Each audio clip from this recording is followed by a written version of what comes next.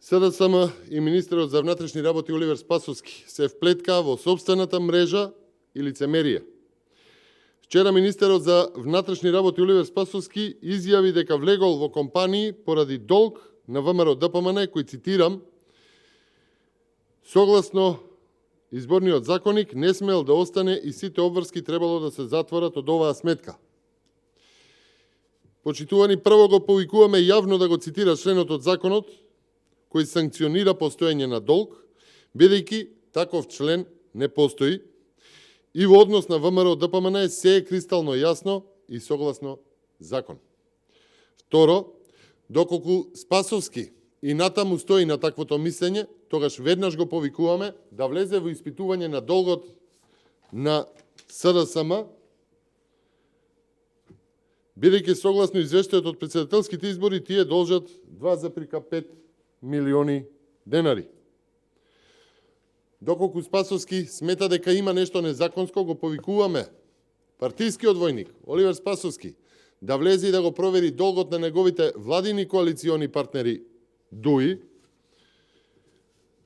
и коалицијата на Љупчо Георгиевски, Стојан Ангелов и Љубе Бошковски, бидејќи согласно извештаите од изборите од 2016 година, ДУИ должеле, ова е извештајот на ДУИ, 2 милиони и 300.000 денари, а коалицијските партнери на Заев, Љупчо, Љубе и Стојанче, ова е нивниот извештај, над 3 милиони и 100.000 денари.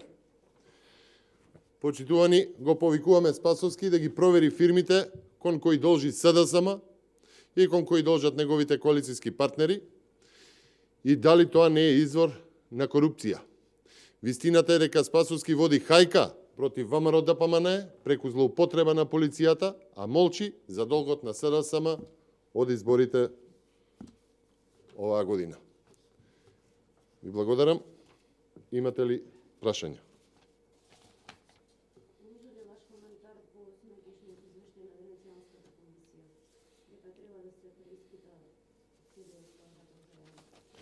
Видете се, извештаите од Венецијанската комисија и нивните ставови апсолутно се нешто што треба да бидат дел од законодавството во една држава од Европската унија, особено ако е аспирант за членство во Европската унија и очекува по подолг период да добие можеби датум за почеток на преговорите.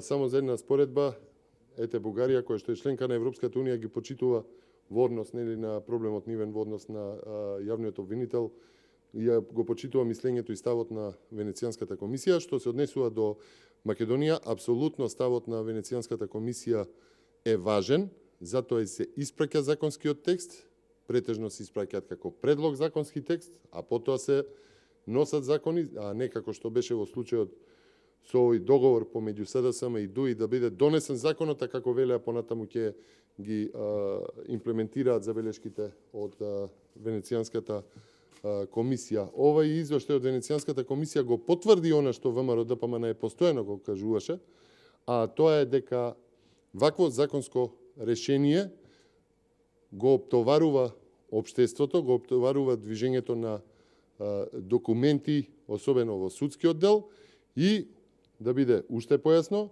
го потврдува она што ВМРО ДПМН го зборуваше, дека ВМРО ДПМН е за употреба на езиците, но тоа да биде согласно законските норми и она што треба да биде да представува олеснување во комуникацијата низ институциите.